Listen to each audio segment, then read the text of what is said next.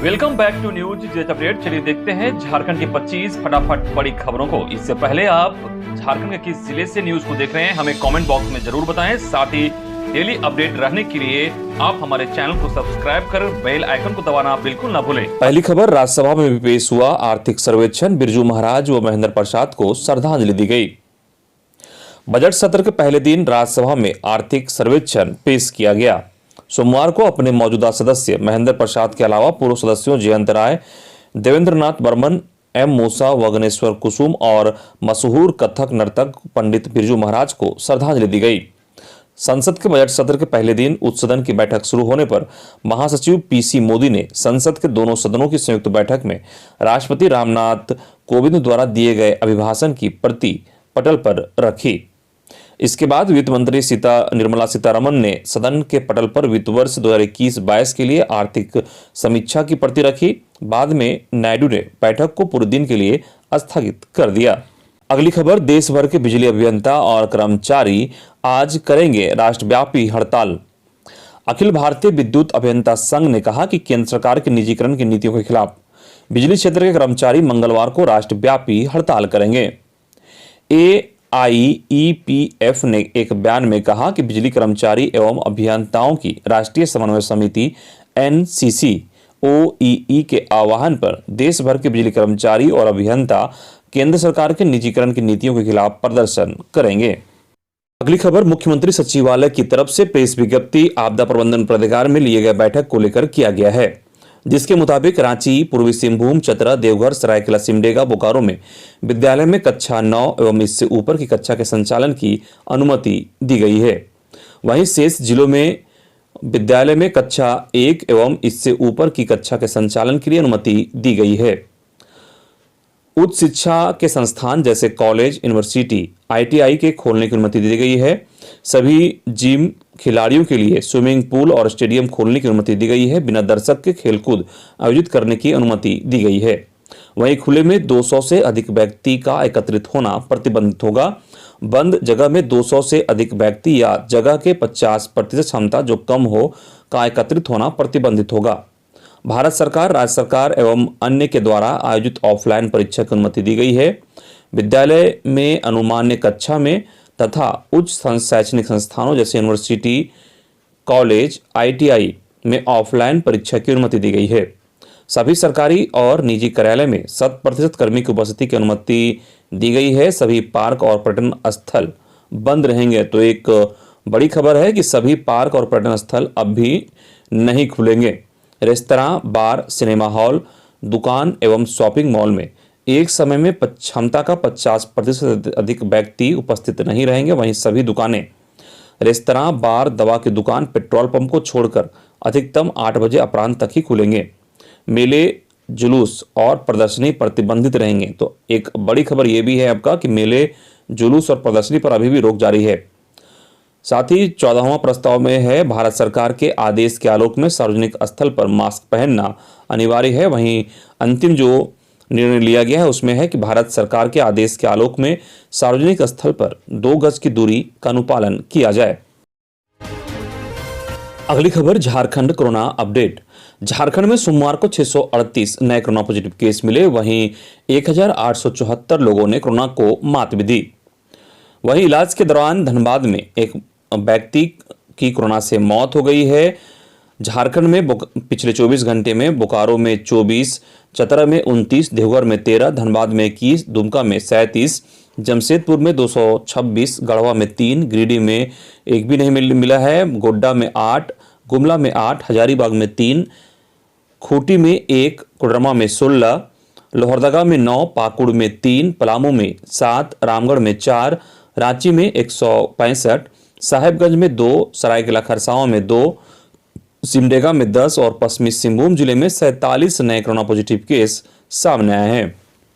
अगली खबर, झारखंड विधानसभा का बजट सत्र 25 फरवरी से अधिसूचना जारी। झारखंड विधानसभा का बजट सत्र 25 फरवरी से 25 मार्च तक होगा।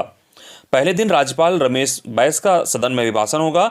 सोमवार को इस संबंध में मंत्रिमंडल, सचिवालय एवं निगरानी विभाग, संसदीय कार्य ने आधिकारिक अधिसूचना जारी कर दी है। हेमंत सरकार 3 मार्च को वित्तीय वर्ष 2022-23 का वार्षिक बजट पेश करेगी। इससे पूर्व 2 फरवरी को अनुपूरक बजट पेश होगा। बजट सत्र में कुल 17 कार्य दिवस होंगे। 27 फरवरी, 6, 14 और 21 मार्च को मुख्यमंत्री का प्रश्नकाल होगा। दूसरी ओर बजट की तैयारी को लेकर विभागों में तैयारियां भी शुरू हो गई है। वहीं मुख्यमंत्री हेमंत सोरेन ने कल्याण विभागों को छात्रों के लिए स्टूडेंट क्रेडिट कार्ड उपलब्ध कराने की योजना पर काम करने का निर्देश दिया है। प्रधानमंत्री आवास योजना के तहत 2 कमरों के बजाय अब 3 कमरे के आवास पशु शेड के साथ बनाए जाएंगे। उन्होंने राज्य में अगले 3 वर्षों के दौरान 20 लाख मीट्रिक टन धान अधिप्राप्ति करने का लक्ष्य दिया है। साथ ही खाद्य आपूर्ति विभाग को धोती, साड़ी, लुंगी की गुणवत्ता में बेहतर करने का निर्देश दिया कि उच्च शिक्षा विभाग को डिजिटल स्किल यूनिवर्सिटी पर काम तेज करने का भी निर्देश दिया है। सभी जिलों में ओमेन कॉलेज खोलने और ट्राइबल यूनिवर्सिटी में अगले वर्ष से शैक्षणिक सत्र शुरू करने पर भी मुख्यमंत्री ने जोर दिया।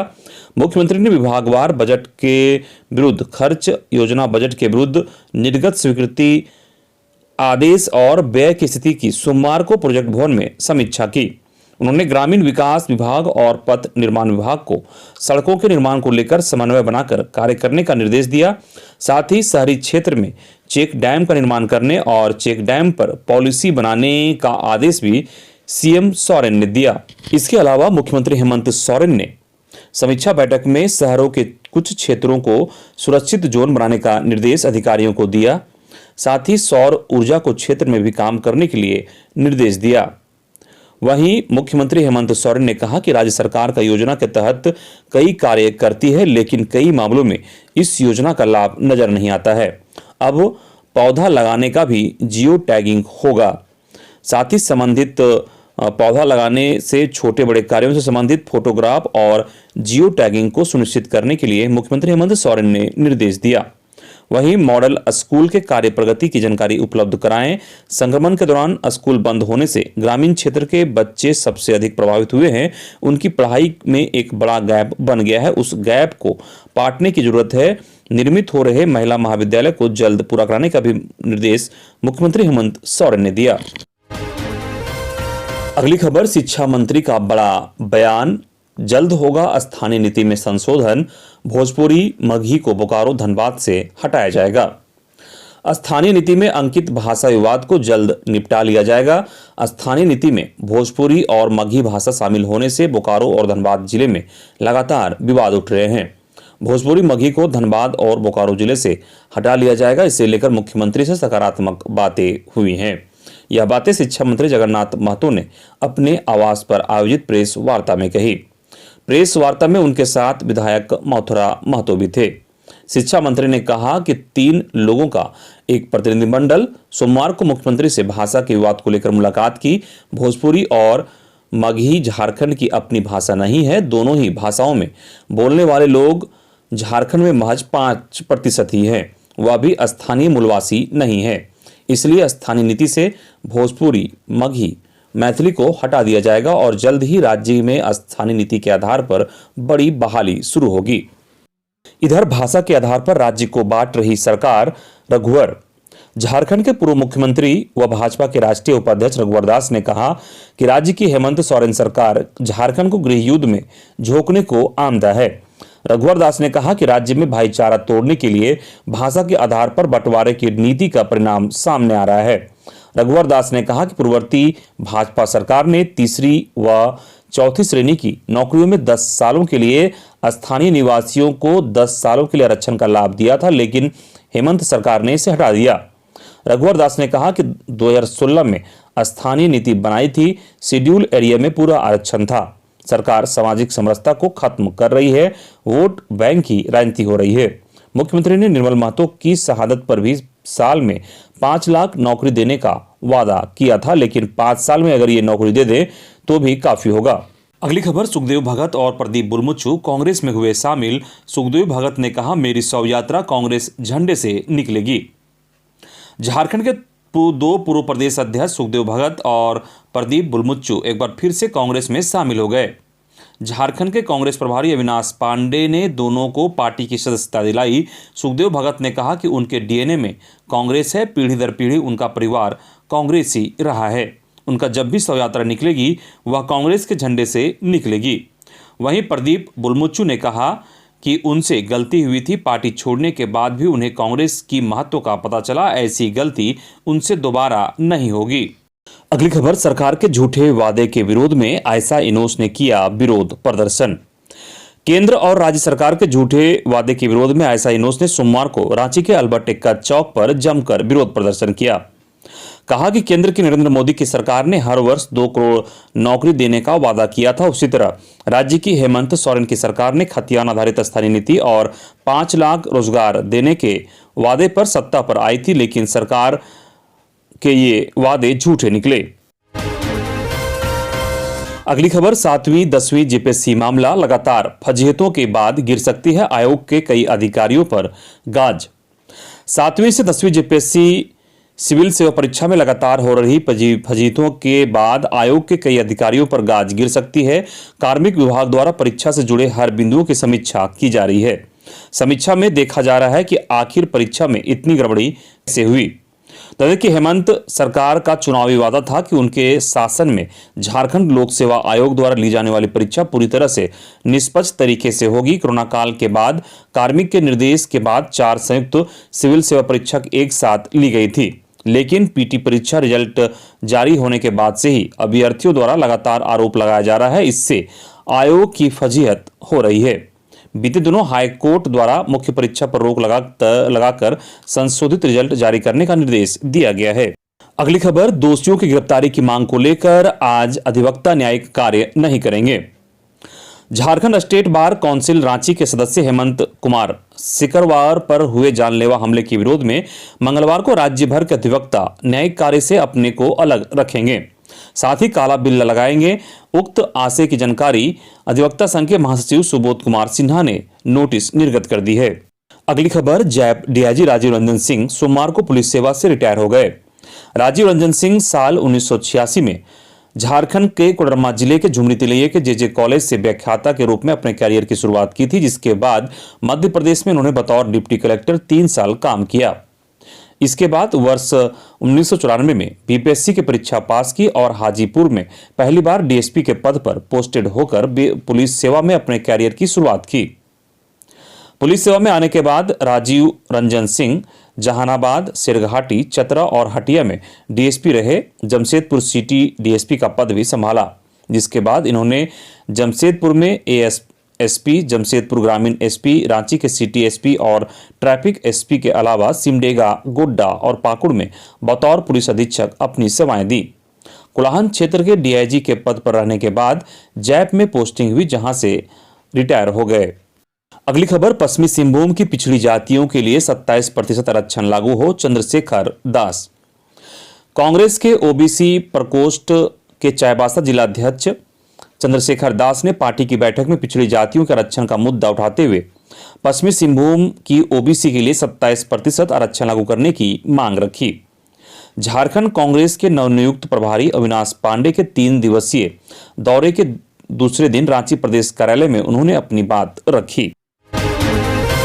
इधर हजारीबाग पुलिस की बड़ी कार्रवाई, गुप्त सूचना के आधार पर सोमवार को पुलिस ने एक लाल रंग की कार से 2 लोगों को प्रतिबंधित नशीली दवा एवं ब्राउन शुगर के साथ गिरफ्तार किया। गिरफ्तार लोग कन्हरी हिल रोड की ओर से आ रहे थे। दोनों को माउंट फोर्ट स्कूल के समीप मरियम कॉलोनी में पकड़ा गया। जानकारी के अनुसार नशीली दवा एवं ब्राउन शुगर की सूचना मिलते ही पुलिस अधीक्षक मनोज रतन चौथे के निर्देश पर एक टीम बनाई गई। टीम ने त्वरित कार्रवाई करते हुए माउंट फोर्ट स्कूल के समीप वाहन चेकिंग शुरू कर दी। चेकिंग के दौरान एक लाल रंग की कार की तलाशी ली गई। इसी क्रम में 2 लोगों को प्रतिबंधित नशीली दवा एवं ब्राउन शुगर के साथ पकड़ा गया। गिरफ्तार व्यक्ति का नाम ओम प्रकाश सिंह उर्फ सन्नी सिंह उर्फ भाटा सिंह और रामदेव रविदास है।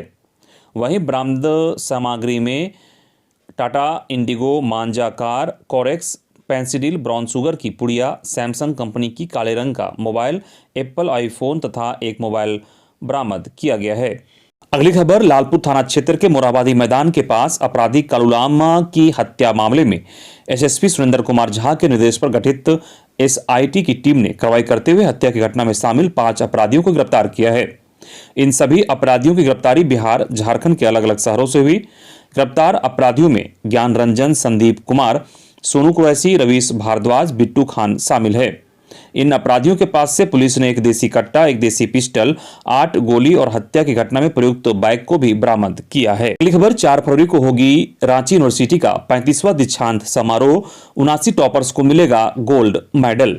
दीक्षांत समारोह में पीएचडी धारी 106 स्टूडेंट्स को डिग्री भी दी जाएगी। अगली खबर देवघर में एसबीआई के गार्डों ने साधना भवन स्थित बैंक की मुख्य शाखा का घेराव कर विरोध प्रदर्शन किया। विरोध प्रदर्शन का वजह किसी दूसरे सिक्योरिटी एजेंसी से करार करना है। नई सिक्योरिटी एजेंसी पहले से कार्यरत गार्डों से पूर्ण बहाली समेत अन्य मद में रुपये मांग रही है। इसे लेकर नई एजेंसी के खिलाफ गार्डों में आक्रोश। अगली खबर सरायकेला में खाद्य सुरक्षा दल ने किया चौक निरीक्षण। कई दुकानों में मिली गड़बड़ी, जुर्माना लगा। अनुमंडल पदाधिकारी रामकृष्ण कुमार के निर्देश पर सोमवार को सरायकेला के शहरी क्षेत्र अंतर्गत बस स्टैंड स्थित जनरल स्टोर तथा दुकानों में खाद्य सुरक्षा दल ने औचक निरीक्षण किया। निरीक्षण के क्रम में कई दुकानों में गड़बड़ी पाई गई। उन दुकानों पर अर्थदंड लगाया गया।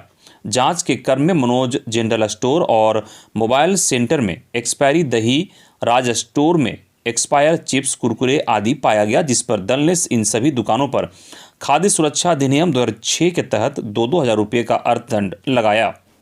वहीं नंदू पटेल शॉप में प्रतिबंधित पान मसाला पाया गया, जिस पर कोटपा एक्ट के तहत दुकान पर 200 रुपये का अर्थदंड लगाया गया। जब जांच दल सरस्वती मिष्ठान भंडार पहुंचा तो पाया गया कि वहां के कर्मचारी बिना मास्क एवं हेड कैप के काम कर रहे हैं, जिस पर उनको नोटिस दिया गया और दोबारा इस प्रकार की गलती पाए जाने पर जुर्माना लगाए जाने की चेतावनी दी गई। अगली खबर कोडरमा में भू माफिया का स्वर्णकार परिवार के घरों पर हमला, बच्चा समेत 13 लोग घायल। डोमचांच थाना क्षेत्र के बेहराडीह में जमीन विवाद के बाद भू माफियाओं ने स्वर्णकार परिवार के घरों पर हमला कर दिया, जिसमें 1.5 साल के बच्चे समेत 13 लोग घायल हो गए। बताया जा रहा है कि हमलावरों ने हॉकी स्टिक, लाठी, फरसा और टांगी से परिवार के लोगों पर हमला किया, जिसमें 2 लोग कंचन देवी, अनीता देवी गंभीर रूप से घायल हैं, जिन्हें बेहतर इलाज के लिए रिम्स रेफर किया गया है। वहीं पूर्व सांसद डॉक्टर रविंद्र कुमार राय के ऊपर हुए जानलेवा हमले के विरोध में कोडरमा जिले में भाजपा नेता व कार्यकर्ताओं ने प्रदर्शन किया। भाजपा किसान मोर्चा के जिला अध्यक्ष गोपाल कुमार गुतुल के नेतृत्व में कोडरमा स्थित गांधी चौक पर मुख्यमंत्री का पुतला दहन किया गया।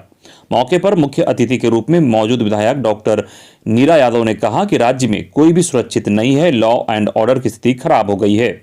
पुतला दहन कार्यक्रम में रामचंद्र सिंह के अलावे दिलीप सिन्हा मौजूद थे। अगली खबर जामताड़ा से है, जहां गंगा सागर एक्सप्रेस ट्रेन से धराया फर्जी टीटी।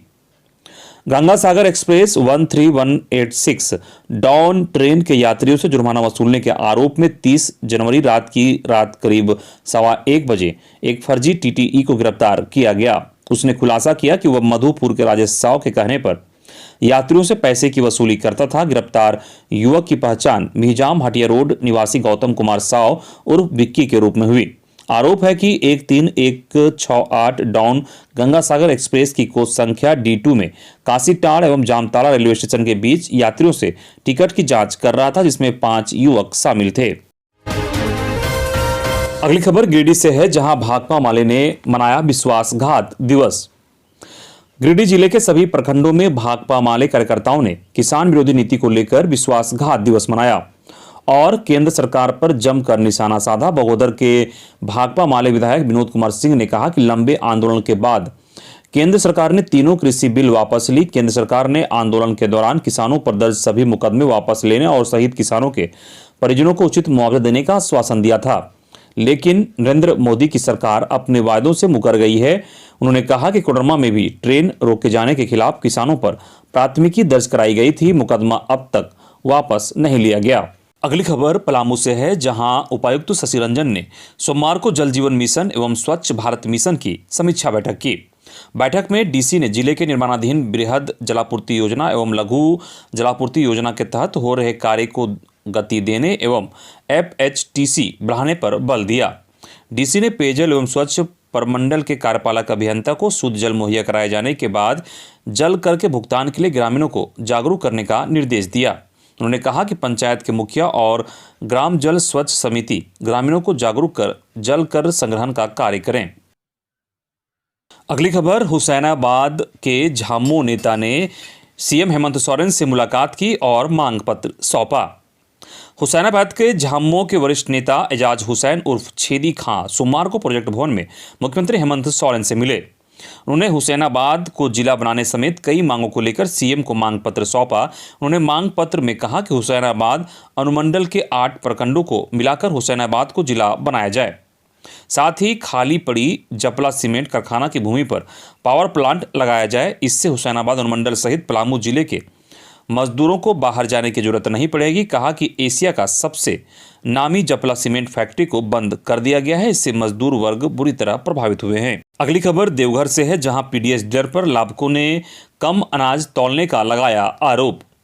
मधुपुर प्रखंड के जावागुड़ पंचायत अंतर्गत ढाब गांव में पीडीएस डीलर विनोद कुमार सिंह पर कम अनाज तौलने का आरोप लाभुक अमित सिंह ने लगाया है। उनका आरोप है कि विनोद सिंह 25 वर्षों से पीडीएस डीलर है। कम अनाज तौलने की शिकायत उनसे कई बार की जा चुकी है, लेकिन वे नहीं सुनते। उल्टा लाभुक कहते हैं कि मुझे खुद प्रति बोरे 2 किलो कम अनाज मिलती है, उसकी भरपाई मैं लाभुकों को कम अनाज तौल कर करूंगा। अगली खबर गढ़वा से है, जहां पुलिस ने 2 नक्सलियों को गिरफ्तार किया। बंदूक और कारतूस भी बरामद हुई है। गढ़वा पुलिस ने सोमवार को 2 नक्सलियों को गिरफ्तार किया। पुलिस ने भाकपा माओवादी संगठन से जुड़े सुशील कुमार राम उर्फ रितेश जी उर्फ नितेश जी और उसके सहयोगी दशरथ राम को गिरफ्तार किया। गिरफ्तार नक्सलियों के पास से पुलिस ने 1 देसी कट्टा, 4 जिंदा कारतूस, 12 बोर की बंदूक, 12 बोर का जिंदा कारतूस, 4 पीस जंगली कैमोफ्लेज पैंट, 5 पीस जंगली कैम्फ्लेज टोपी, 1 जूता, 1 बैग और 14,000 रुपये नगद बरामद किया। अगली खबर देवघर के रांगा मोड़ के समीप 100 के साथ प्रदर्शन, सड़क जाम। जानकारी के मुताबिक 27 जनवरी को सड़क हादसे में घायल 2 युवक की मौत से गुस्साए परिजनों ने 100 के साथ सड़क पर प्रदर्शन किया। इस वजह से यातायात ठप रहा। अगली खबर जामताड़ा में ईसीएल ने 53 गड्ढे नहीं भरे, डीसी नाराज। जामताड़ा समाहरणालय सभा कक्ष में डीसी फैज अक अहमद मुमताज की अध्यक्षता में जिला खनन टास्क फोर्स की बैठक हुई। इस अवसर पर डीसी ने ईसीएल पांडेश्वर ईसीएल नाला में अवैध खनन के लिए बने मुहाने को जल्द से जल्द भरने का निर्देश दिया। ईसीएल द्वारा अभी तक 53 गड्ढे नहीं भरने पर डीसी ने नाराजगी जताई। कहा कि पुलिस का सहयोग रहता है, फिर भी कार्य में विलंब कर रहे हैं। उन्होंने सभी अधिकारियों को समन्वय बनाकर कार्य करने को कहा। अवैध रूप से कोयले का ढुलाई बैलगाड़ी, साइकिल, मोटरसाइकिल से नहीं होने का देने का निर्देश दिया। खबर संयुक्त मोर्चा ने मनाया वादा खिलाफी दिवस। गोड्डा शहर के मुलर्स टैंक स्थित बेसरा भवन में भाकपा माले संयुक्त किसान मोर्चा, असंगठित श्रमिक किसान संगठन और नगर परिषद यूनियन ने संयुक्त रूप से बैठक कर वादा खिलाफी दिवस मनाया। यूनियन के नेता अरुण सहाय ने बताया कि 31 जनवरी को लखीमपुर खीरी में गृह राज्य मंत्री ने 4 किसानों की हत्या की है। अभी तक मंत्री की गिरफ्तारी नहीं हुई। इसी के विरोध में वादा खिलाफी दिवस मना रहे हैं। वहीं बसंतराय प्रखंड के सांचपुर साखी पंचायत अंतर्गत बसंतकिता गांव निवासी अख्तर आलम ने ब्लॉक कोऑर्डिनेटर विवेकानंद शाह पर पीएम आवास स्वीकृत कराने के नाम पर 15,000 की नगद राशि के लिए रिश्वत मांगने का आरोप लगाया है। लाभुक अख्तर आलम ने प्रखंड कार्यालय में मीडिया के सामने अपना दर्द साझा करते हुए बताया कि बीते 6 माह से लगातार कार्यालय का चक्कर लगा रहे हैं, लेकिन अब तक पीएम आवास स्वीकृत नहीं हो पाया है। अगली खबर गोड्डा से है, जहां ग्रामीण सड़क चौड़ीकरण का आदिवासियों ने विरोध किया। गोड्डा के बुआरी जोड़ प्रखंड के बड़ा बुआरी जोड़ गांव के ग्रामीणों ने कुल्ही चौड़ीकरण के विरोध में बैठक कर एक स्वर में चौड़ीकरण का विरोध किया। ज्ञात हो कि भू अर्जन विभाग गोड्डा ने बड़ा बुआरी जोड़ गांव के लोगों को सड़क चौड़ीकरण का नोटिस दिया है। ग्रामीणों से आपत्ति मांगी गई, लेकिन ग्रामीणों ने नोटिस लेने से इनकार किया।